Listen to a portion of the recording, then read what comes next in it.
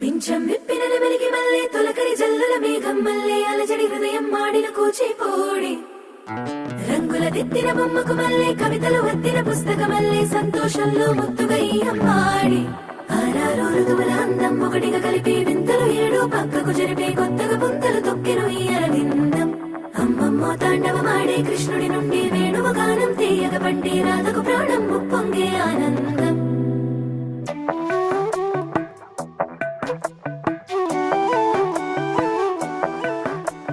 మధురము కదా ప్రతొక నడక